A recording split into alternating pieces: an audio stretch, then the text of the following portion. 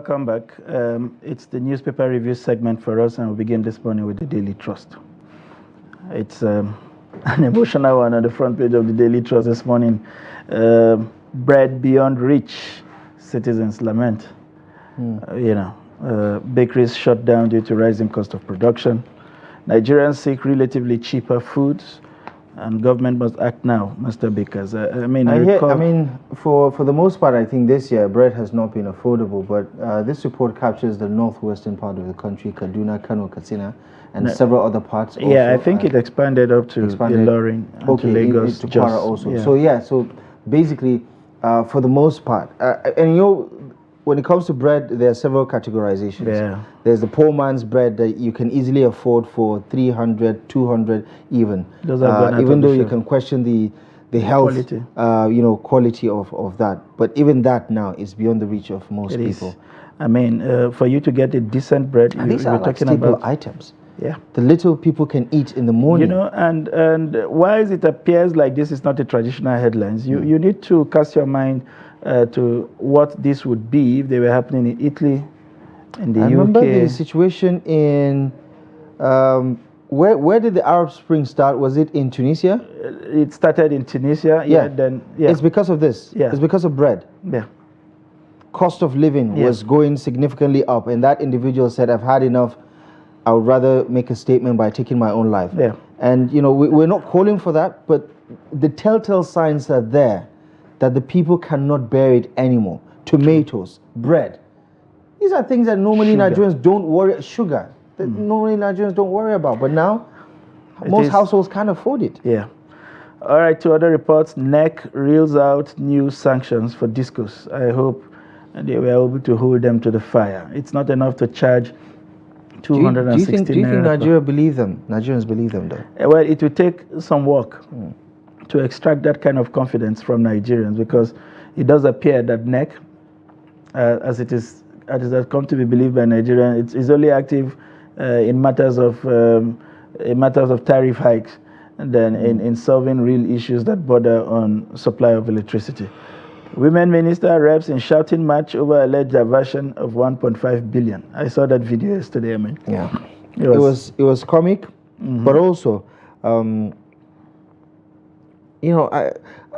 don't want to deride the few women we have in government, but I thought, the encounter did not portray any of them in good light. Not the House of Representatives committee that was handling the matter, not the minister who took offense to the allegations and things like that. Yeah. But I think also there are some critical issues that needed to be addressed. And I think the line of questioning was spot on. The emotions didn't help, obviously. But yeah, I think we're left with more questions than answers at the end of the day. That's right. To other stories, Tug's residents clash in Rano over Sanusi's emissary. And Borno government reintegrate 8,490 repentant Boko Haram. It was a major debate for us on this story yesterday about the whole question of reintegration.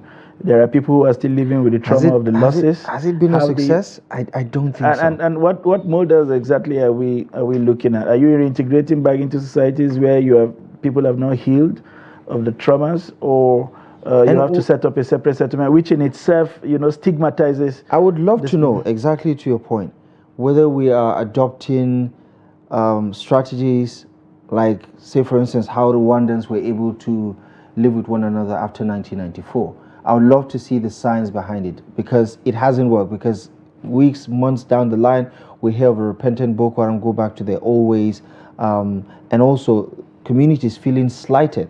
That's right. The fact that they are forced to live with people who have upended their lives, taken the lives of their relatives and loved ones, and All right, and finally we have this story on conflicting court orders. CJN vows to deal with errant judges, and of course, Samoa's report, FG awaits the position of media ombudsman. I know it was a major feature on yesterday's Federal Executive Council meeting. What is the anyway? Yeah, let's see where this one leads. Let's see where it leads. We have a dog in the fight, so there's only so much we can say. That's right. It is our monkey, so therefore it is our circus.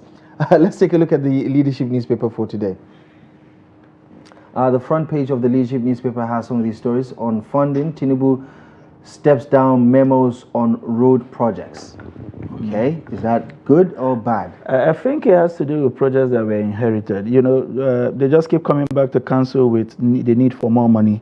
So over no more contracts that variations.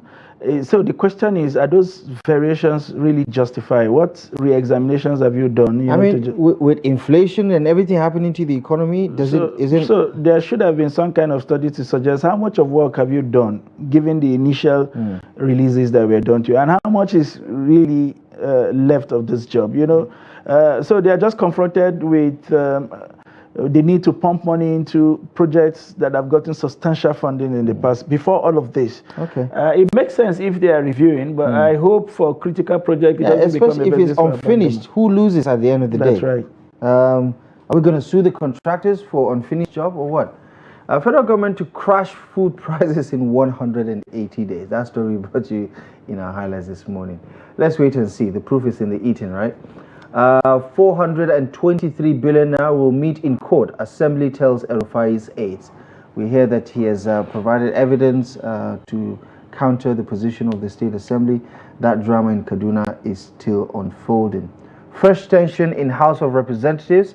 150 first-time members move against House leadership. Not so uncommon, by the way. They are protesting marginalization and exclusion, seek rejigging of committees. It's a normal parliamentary process, according to House spokesperson. He's a member of the establishment, so you expect him to say that. However, last week, one of the representatives spoke up against the Deputy Speaker of the House of Representatives, Representative Benjamin Kalu, by saying that he doesn't give first-timers the opportunity to speak. He's allowing familiar voices to always have their say on some of these motions and things like that. While I understand, his point of view, I think there needs to be a standing rule with regards to the talking time between ranking members and new members, because they also represent the voice of the people. I don't think because you're a ranking member, your voice counts more for mine, because your constituency and my constituency are equal before the law. So you shouldn't have more talking time, or you shouldn't. My worry, however, is the concern around membership of committee. Why are you jostling for? What does it mean to be members of a certain quote-unquote juicy committees?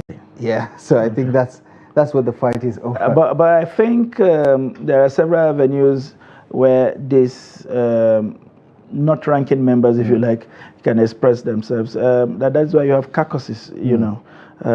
So if you sense anything in the floor, you can group yourself into caucuses and throw out your opinion in a manner that they would have no choice but to have you present them on the floor and reach some kind of consensus.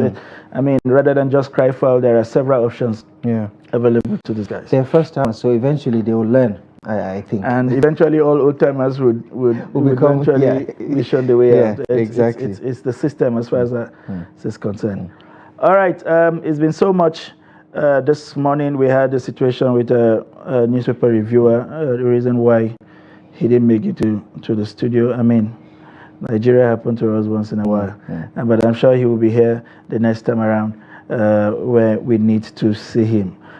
It's been a lovely conversation with you, contributing richly to what we have discussed this morning. Let's do this again tomorrow. I am Sunday Michael Ogo. And my name is Abdullahi Ahmed. As always, it's been a pleasure having you join us this morning. We'll be back tomorrow live at 8 a.m. exclusive as always on Trust TV. For now, do stand by for 360 Sports to bring you up with the latest from the Euros. It was a cracking night for England. And of course, congratulations to Argentina. They also make it to the final to face Colombia in Copa America. There's a whole lot more with the Olympics also. They're both happening on Sunday. Yeah, exactly. So do enjoy the rest of your day. We'll see you next time. Good morning.